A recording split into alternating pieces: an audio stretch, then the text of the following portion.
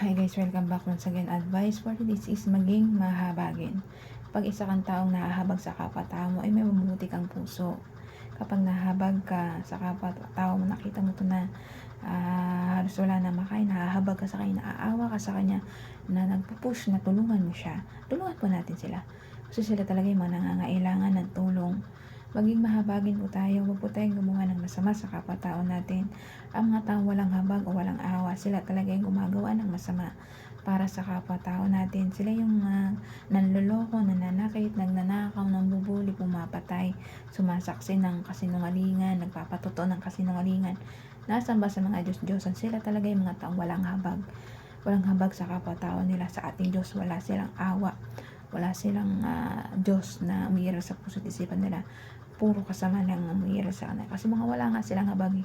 Pero pang mga taong may habag at awa sa kapwa-tao nila, tsak na tsak, makita man lang nila to, nakikita na naaawa na sila, nahabag na sila, na hindi na sila gumagawa ng anumang pag-isipan pa lang sa mga kapwa-tao nila. Hindi na yung nagagawa nila kasi sila yung may malang ama, malilinis, malaking puso na tumulong at rumispeto sa kapwa-tao nila. Ang mga taong may malaking mahabag sa kapwa-tao nila, ito talaga ay naglilingkod sa Diyos.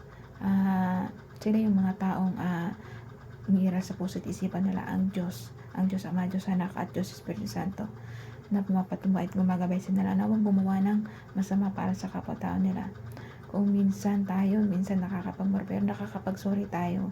Mag-sorry lang po tayo sa pinagginawa nating pagmumura sa kapwa-tao natin. Kasi gala lang po yun ang galit.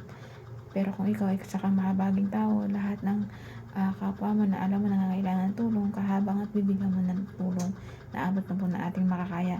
Pero lalo na yung mga mayayaman, kung mahabagin kayo, tumulong naman po tayo sa mga nangangailangan, di ba? Kung lalo sobra-sobra yung pera nyo, di ba? Kampanan po natin pagiging mabuting tao, maging matulungin po tayo. Kasi hindi naman po natin nadadala yung mga yaman natin sa langit, kundi may iwan din po natin dito sa lupa na makinabang din yung mga hindi naghirap, diba?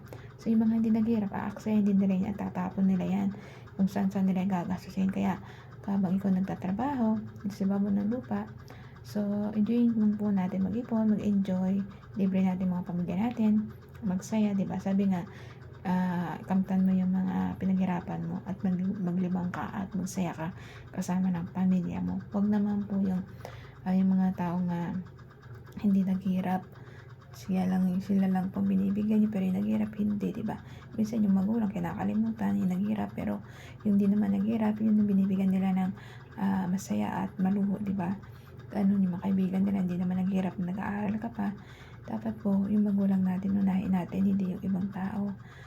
Unahin natin, mahalin yung magulang natin, pasayahin natin sila, huwag natin sila bigyan ng sama ng loob. Pakita natin na nag-iipon tayo para pakita natin na kaya natin tumayo sa sariling paan natin, mag-apply tayo ng mas maganda pang trabaho sa una natin trabaho. Pakita natin na kaya natin tumayo kahit wala yung magulang natin, diba? Pero nandiyan pa rin magulang natin gumagabay at mapatnubay sa atin.